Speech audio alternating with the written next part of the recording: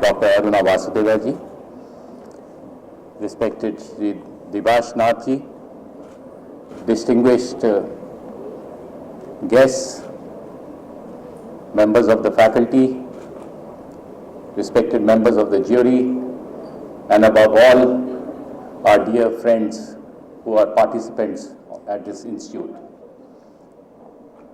It's indeed a matter of great privilege and honor to be present at this occasion of the First Frames 2014, which is being thrown open today. At the outset, I think I would like to just convey that how lucky you are in the field of media and entertainment. Despite the talk of the global meltdown of the economy because of various reasons, the slowdown which we have been experiencing over the last 1.5, 2 years, media and entertainment industry is growing at a phenomenal pace of almost on an average of 11 to 12%. Be it radio, be it television, be it films, print media, social media, there is a lot of revolution, a silent revolution which is taking place globally and in India also. If you look at the whole gamut of activities that we undertake in the Ministry of INB and the whole space of INB, we have in the TV itself approximately 800 channels in television, out of which approximately 50% are news and current affairs channels. You can see the magnitude of operation of the electronic media in the country's space today. There are about 250 applications which are still pending with us, seeking permission to enter into this space.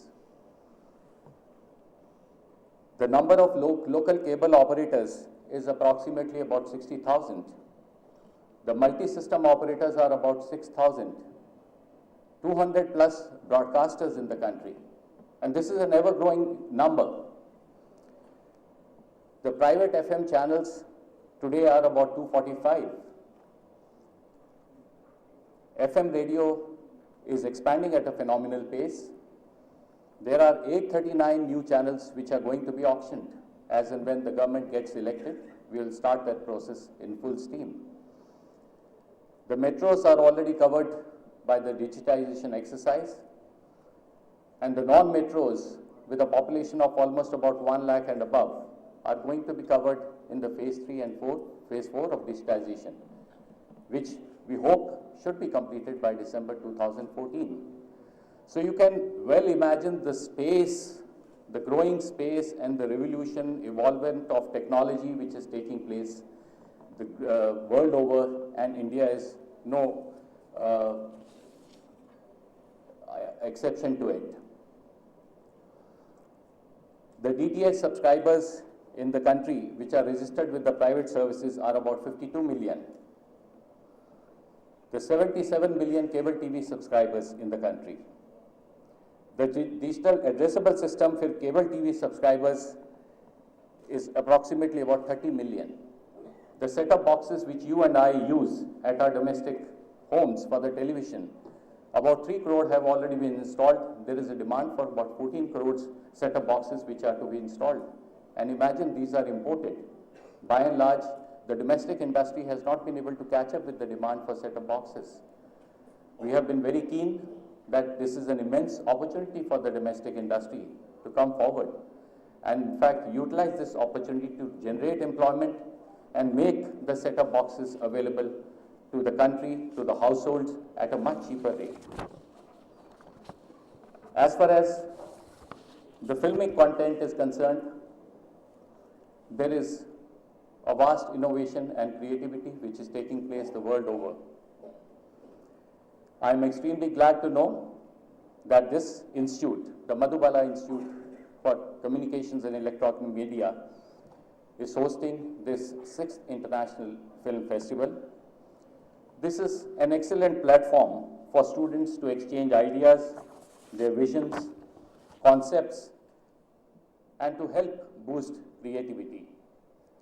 A festival like this is a great meeting point for the film luminaries to exchange views and fine-tune innovative ideas and concepts.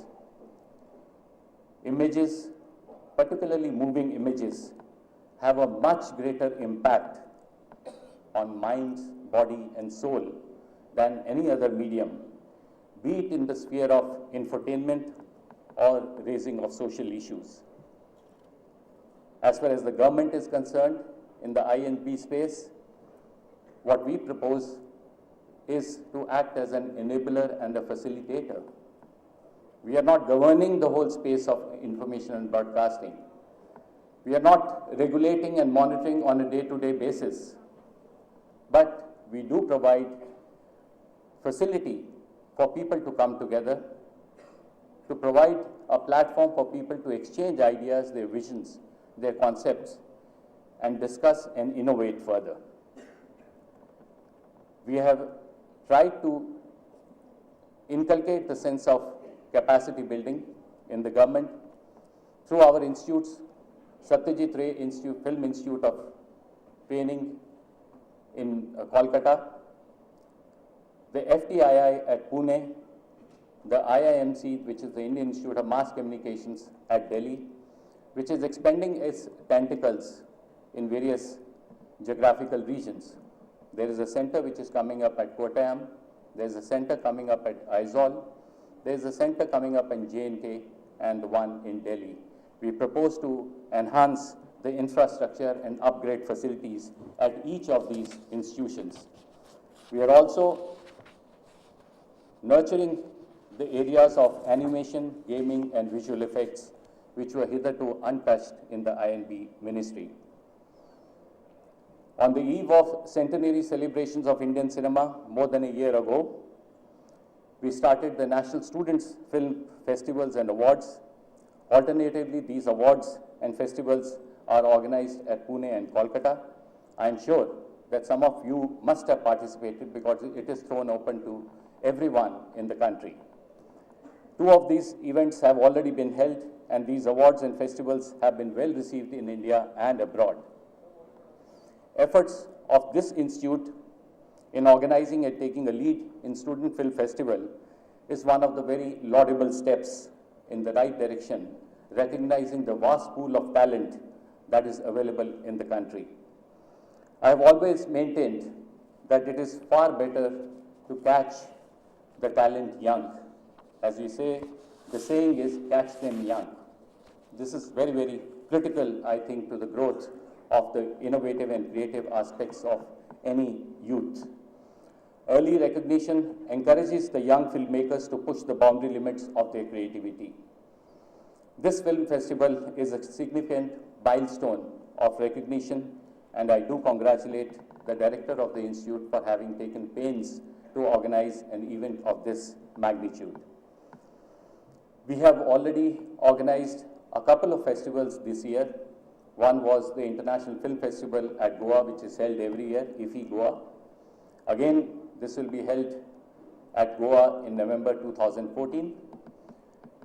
This was preceded by the Children Film Festival, which is called the Golden Elephant, which was organized at Hyderabad, where we received a record number of entries this year.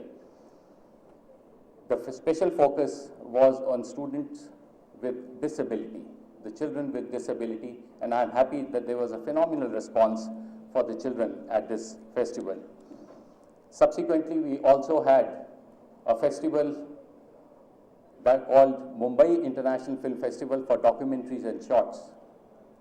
As Professor Vasudeva was mentioning, I think there is a lot of creativity which emerges out of documentary and short films and how you portray the life in its various facets. Filmmaking is evolving with the advent of technology. The social media, which is the most ungoverned space in the world over, is taking center stage, and I think we should utilize this space to come forward and express ourselves through this social media. Each and every segment of the filmmaking is now affected to a large extent by changing technologies, which is transforming the qualitative face of the Indian cinema. The young torchbearers of the country in the sector of cinematography must strive to inject technological know-how in the Indian cinema. I am glad that this festival is also including the National Students Photography and on-the-spot mobile film making competition. This is another innovative idea which is being portrayed through this festival. There is a blogging competition as well as Association of the Korean Culture Center, which has already begun, which will conclude tomorrow. For fresh initiatives, I would like to congratulate the organizers in this endeavor, which undoubtedly bolsters the cinematic culture in the country. I sincerely hope that the event will scale new heights in the days to come. On the print side also, there is a massive growth which is taking place through the publications. We know that in our country has approximately about 100,000 odd publications. There are challenges, but with challenges are also coming a great number of opportunities. For example, how do you define an editor? Whether a foreign editor can own the media in the country, this is a challenge. How do we handle the problems of local cable operators? This is a great challenge for the ministry and for the government. How do you handle the cross-media holdings in the media space? Do you allow the state governments, the municipal corporations, the local bodies to participate in the media? This is a great challenge, again, which is being confronted by us. Well, these challenges we definitely try to confront through consultative process, through participatory process, consultation with the industry. And I am happy that the self-regulatory form of governance which the media has undertaken has yielded dividends, and it's moving in the right direction. The News Broadcasters Association, the News Broadcasters Standards Authority, the Broadcasting Content Complaints Council, the Advertising Standards Council are addressing some of the key issues which engage us on a day-to-day basis. For example, obscenity, portrayal of women, child abuse. Now, these are some of the issues which keep on arising on a day-to-day basis, which are addressed by all such bodies. In addition, keeping in view the sanctity of the Cable and Television Networks Act and the Program and Advertising Code, we also look at all such issues through an interministerial process of consultation within the ministry so that the regulations and the policies and programs are framed accordingly. I would like to express my sincere gratitude to the director, the management of this institute, and the student fraternity for giving me an opportunity to be present at this festival. I am sure the deliberations, consultations at this event will go a long way in addressing our concerns, all our challenges for the future. I wish all of you the very best at this occasion. The participants who have participated in this festival, I think, have done a phenomenal job. I don't envy the jury because the jury's job is the most difficult job to be undertaken, and I don't like to be a part of any such exercise, which is most difficult because in a highly competitive world and the kind of talent which I have witnessed in the inaugural session itself, it conveys that India has a pool of skilled manpower, skilled youth, which can really focus on the future programs and policies of governance in this country. Wish you all the best. Good luck. Thank you. Jai Hind.